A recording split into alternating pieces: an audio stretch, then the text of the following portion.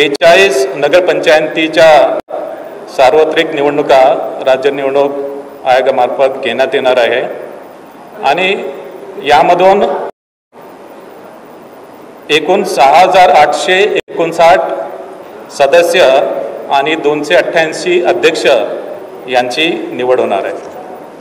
246 नगरपरिषदांमध्ये नवनिर्मित नगरपरिषदा समावेश आणि 236 नगरपरिषदांची मुदत संपलेली आहे।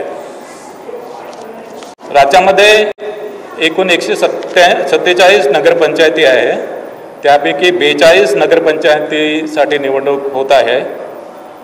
त्यामध्ये 15 नवनिर्मित नगरपंचायती आणि 27 नगरपंचायत मुदत यापूर्वी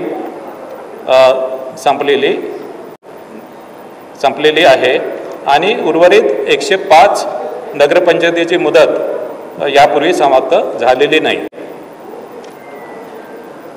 नगर परिषदची साधारणतः सदस्य संख्या ही 20 ते 75 आहे आणि नगरपंचायतची सदस्य संख्या ही 17 आहे। नगर परिषदेची निवडणूक ही बहुसदस्यीय पद्धतीप्रमाणे आहे आणि साधारणतः एका प्रभागामध्ये सर्वसाधारणपणे 2 जागा नगर परिषदेमध्ये असतात, पण नगर परिषदच्या सदस्य संख्येचा आकडा विषम जर असेल तर मध्ये एका प्रभागामध्ये 3 जागा असतात। म्हणजे साधारणतः मतदारांना 2 ते 3 सदस्यांसाठी वोटिंग करावं लागेल। याशिवाय नगर परिषदेचा एक अध्यक्ष आहे, यासाठी सुद्धा मतदान करावं। नगरपंचायतमध्ये आपल्याला माहीत आहे की फक्त एक सदस्य असतो आणि एक अध्यक्ष, त्याच्यामुळे तिथे मतदारांना नगरपंचायतीसाठी 2 मतं द्यावे लागते। नामनिर्देशन हे पूर्णपणे राज्य निवडणूक आयोगाने जे संकेतस्थळ विकसित केलेले आहे त्या संकेतस्थळावर ऑनलाईन नामनिर्देशन पत्र स्वीकारले जातील आणि एका प्रभागामध्ये एका उमेदवाराला जास्त नामपत्र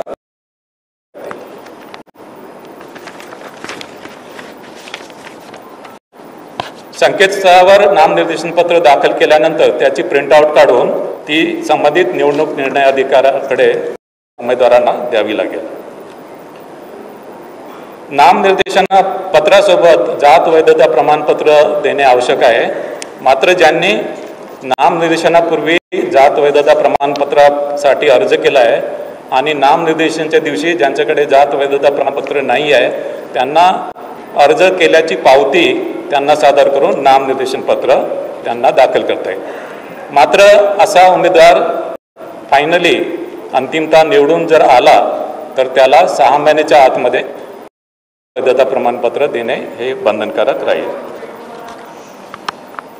नगर परिषद आणि नगरपंचायतच्या मतदार यादी संदर्भात अंतिम मतदार यादी ही 31 ऑक्टोबर 2025 रोजी प्रसिद्ध झालेली आहे आणि मतदान केंद्रनिहाय मतदार याद्या 7 नोव्हेंबर 2025 रोजी प्रसिद्ध होणार आहे। नगर परिषद आणि नगरपंचायत निवडणुकीसाठी एकूण 1,07,03,500 इतके मतदार आहे आणि त्यासाठी एकूण 13,355 मतदान केंद्रांची व्यवस्था करण्यात आलेली आहे। यासाठी पुरेशी इलेक्ट्रॉनिक वोटिंग मशीनची व्यवस्था करण्यात आलेली आहे।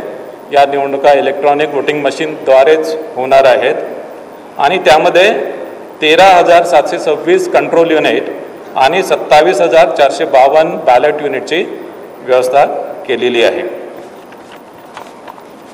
उमेदवारांसाठी जी खर्च मर्यादा आहे ती खर्च मर्यादा वाढवण्यात आलेली आहे।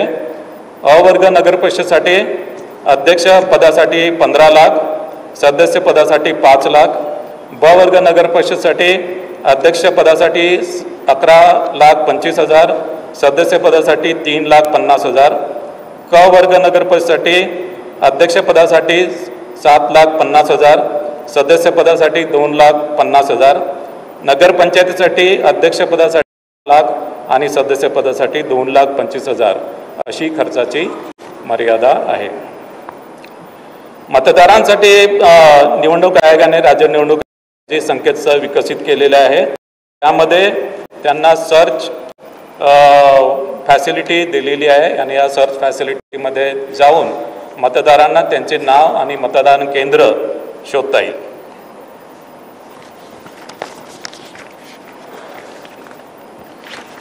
याशिवाय मतदारांच्या सोयीसाठी एक नवीन